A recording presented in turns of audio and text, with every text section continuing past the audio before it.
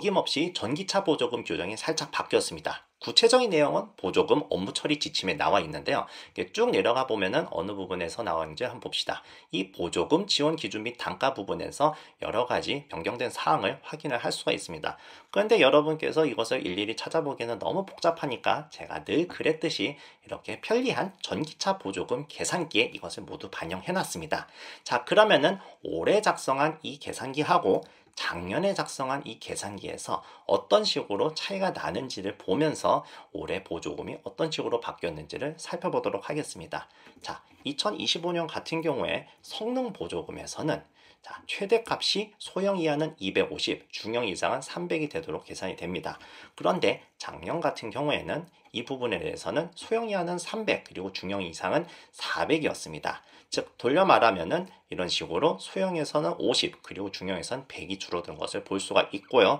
그뿐만 아니라 이것을 계산하는 주행거리 보조금 상의 개수도 이런 식으로 바뀌어 있는 것을 확인을 할 수가 있습니다. 그리고 여기서 주목할 부분은 작년 같은 경우에는 중형 차량 이상에서는 최대값이 500km를 넘어가면은 받을 수가 있는데 비해서 올해는 550이 넘어가야 받을 수 있게 된다는 점입니다.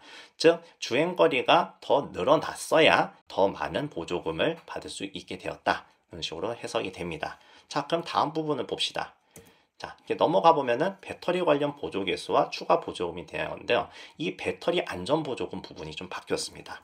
작년 같은 경우에는 이런 식으로 20만 원을 받을 수가 있고 OBD2 차량 정보 수집 장치가 달려만 있어도 되는 것으로 확인이 됐지만 올해 같은 경우에는 그뿐만 아니라 충전 커넥터로 배터리 안전 정보가 제공이 되어서 20만 원, 그리고 주차 중에 이상 감지 및 알림이 기능이 지원이 되어야지 10만 원 해가지고선 총 50만 원을 받을 수 있도록 지금 변경이 됐습니다. 자, 그러면은 앞서 봤듯이 성능 보조금에서 중형이 100에서 깎인 것에, 그리고 소형은 50이 깎인 것에 대해서 이런 식으로 여기서는 20에서 50으로 늘었으니까 소형은 실질적으로 줄어드는 것이 50에서 30을 빼가지고서 20이 줄어들고, 중형은 100에서 30을 다시 빼서 70이 줄어드는 식으로 이제 변경이 되었다고 볼 수가 있겠습니다. 돌려 말하면은 이런 식으로 성능보다는 좀 더 안전에 좀 집중을 하는 식으로 보조금이 산식이 좀 변경이 되었다는 것을 알 수가 있죠. 자, 그리고 배터리 효율 개수나 배터리 환경성 개수 부분은 작년이나 올해나 그대로 유지가 된 것을 확인을 할 수가 있습니다. 참고로 말씀드리면 이 배터리 효율 개수에서 1.0, 1.0이 다 나오는 것은 이른바 3원기의 배터리가 다 해당이 되고요.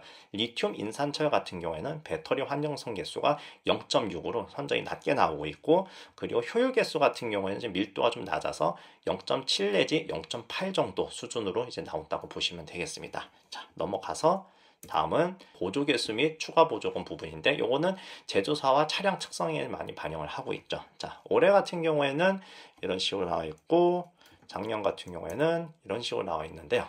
현대 같은 경우에는 사후 관리 개수나 보급 목표 이행 보조금, 충전 인프라 보조금 같은 경우에는 변동이 없습니다. 그런데 이 혁신 기술 보조금 이제 가격 개수 부분에서 좀 달라진 부분을 볼 수가 있는데요.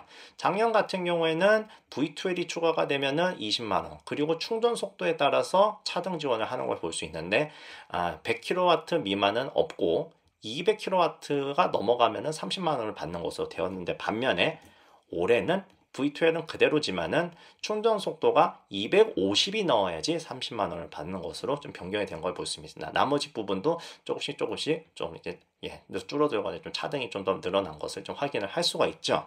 자, 이건 말하자면은 앞서 왔던 주행거리 부분도 있지만은 충전 속도 또한 좀 더 빨라야지 더 많은 보조금을 받을 수 있게 하겠다 하는 식으로 바뀐 걸 알 수가 있습니다. 그뿐만 아니라 이 가격 개수 같은 경우에도 작년 같은 경우에는 차량 가격이 5,500만 원 미만이어야지 1.0이 나오고, 그리고 5,500에서 8,500만 원이 이제 0.5가 나오는 시기였는데, 올해는 이것이 줄어들어가지고서는 차량 가격이 5,300만 원 미만이어야지 1.0 하고, 그리고 8,500만 원까지 0.5 받는 것 자체는 이제 변경이 없습니다.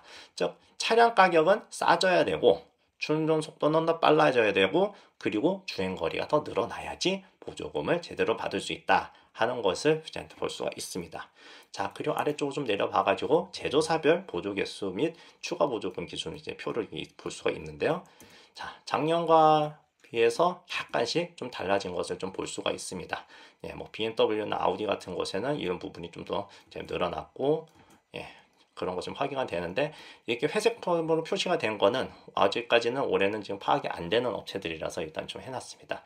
만약에 향후 차량들이 이제 출시가 된다고 하면 이 부분은 나중에 또 찾아가지고서 이제 보완을 하면 될 것 같고요. 자, 이런 식으로 됐고, 이것을 기반으로 해서 최종적으로 계산을 하는 부분은 이런 식으로 볼 수가 있는데요.